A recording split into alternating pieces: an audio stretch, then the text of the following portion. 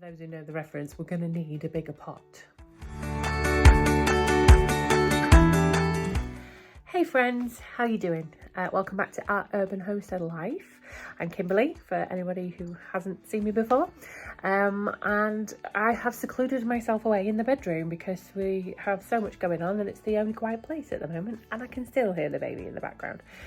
She's 3, she's not a baby, but she's the baby. We've been quite busy. We've been decorating, we've been checking on the garden, keeping up with that. We went a couple of weeks ago down to Thirsk with my mother-in-law, and we picked some strawberries and raspberries from a farm down there. That was lovely. Which then brings me to today's video. We are preserving those strawberries and making some peach barbecue sauce because it's our family's favourite thing. So I'm not the most confident canner in the world. We've only been doing it for a little while, but we love it. We've done the barbecue sauce before, and that's a repeat recipe, which is why I did it, because we've run out and everybody absolutely loves it. So we're doing the barbecue sauce, and then I was doing a strawberry jam, but it went runnier than I thought, so it's a compote, I've decided. I didn't leave it to boil long enough, and you will see why if you stay to the end for the messy bloopers. There is a reason it went very runny. See if you can see why by the time we get to the end. So into the video. So I start out by adding water to my big part of my pressure canner. Now I know I don't have to pressure can these are being water bath canned, but it's just as easy to use this because it's already designated for canning anyway. It's got a little thing in the bottom, a rack in the bottom that I can put all the jars onto, so I don't have to worry about finding another one because I've only got a separate pot, so like a stock pot that I use, and I'd have to find a rack to put in the bottom or wrap up some tea towels, and so it's just easier to use this one. And this is just me washing my jars that have been in storage to make sure they're all clean before they go into the hot water of the water bath canner to sterilise while I make the first of all barbecue sauce, starting off with the barbecue sauce. So in the pan to the left there is sliced peaches. There you go, I'm showing you, look. And the reason I'm using sliced peaches is we just don't have any decent peaches that are a decent price, should I say, for a big quantity in our area at the moment. So it's just as easy for me to use tinned peaches, and I rinse them and take all the syrup off them and stuff, and then add extra ingredients, and it tastes absolutely amazing. So here I'm just chopping all the ingredients up. I've got some onions and some red onion and the peppers, and garlic and chilli. So I've got all of these, just chopping them all up. This knife is the best knife in the world. It was a Japanese brand that I got from Amazon. It's absolutely fantastic. The kids know, the big kids know, if I say pass my knife please, they know I mean that one. It said to use red peppers, but I've got a green pepper there. Really don't matter. Chopping it all up. Our garlic. This is me doing the garlic. I did not have a very good garlic harvest. Onions, yes. Garlic, no.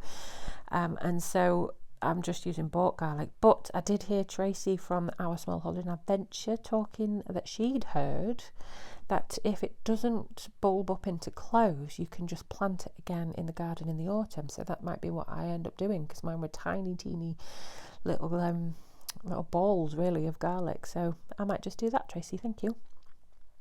Chopping them all up. I do have a garlic press, but sometimes it's just as easy to do and quick to just give it a good chop. In it goes to the pot, and there are some slight changes I made as well. I didn't have any honey at the time. It literally came this day. I'd ordered some extra and it came a bit later. So that was my apple cider vinegar. I've got some Worcestershire sauce, and it says to use honey, but I used brown sugar. And it came out amazing still. Again, I know there are things that you should and shouldn't swap out when canning. This was water bath canning, and it's slightly less of an issue with that. This is just a recipe from the ball canning book, and it is absolutely fantastic. We love it. It's a spicy, fruity barbecue sauce, and we absolutely adore it. Looks delicious, and I will mash it up when it gets a little bit warmer so it's all smooth. So I tried to mash it up, but it really wasn't warm enough yet, so I decided, after fruitlessly mashing, I was going to get the stick blender out, the immersion blender, and it worked a treat. Lovely thick barbecue sauce at this point. And so I now proceed to get the jars out of the canner. I've been asked about these jars a couple of times actually, because I've got not the 2-part lids. These are just jam jars. They are fresh jam jars. They're not reused ones. I bought them especially online for this exact purpose, and I do use the water bath canning method, but not always, because here in England, when we're doing preserves and things like that, we don't use a water bath canner. We just tend to load the hot liquid into the hot jars and let the suction occur naturally with that. But I did this time do water bath canning because I had it. I thought I might as well. It's one of those things where you're definitely sure it's going to do it then. So yep, this left it for the appropriate time. This is me getting them out of the canner, and I'm very pleased with my 5 jars of barbecue sauce. They look lovely. Now we're on to the strawberries. So I went strawberry picking with the family, and this was a good few days later, and I knew that they were right on the edge, so I froze them, which is why they're going in there frozen. I added the lemon juice because they're quite low acid. I'd cooked them down and they were just not doing it.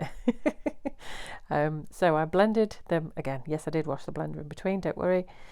I was trying to skim the foam off the top. I wanted to make this into strawberry jam as per the instructions in the bowl canner. Put the sugar in there. But I had a small problem, and I don't know if you can tell this here.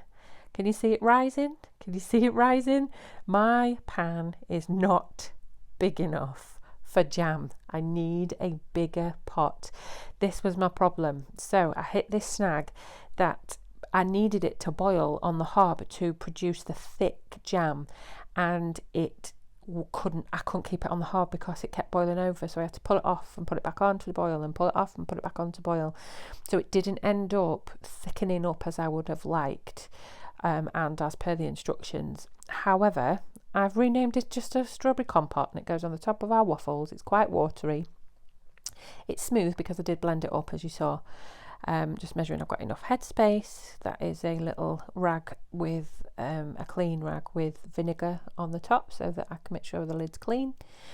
Going into the pressure canner. But look at the state of that pan, look. Because it just was so small. It wasn't big enough. It was not big enough to hold the bubbling jam, and I'd forgotten from last year how much it bubbles up. So measuring the headspace again, cleaning it down, getting a lid out. Kept burning my finger on that because I had more water in it than I kept thinking. And putting it in the canner, and then on to the next one.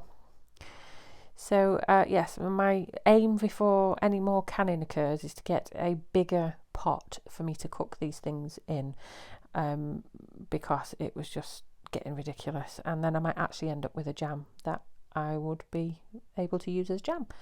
But it was fine because it just went over the waffles in the end as a sauce, and it was absolutely delicious.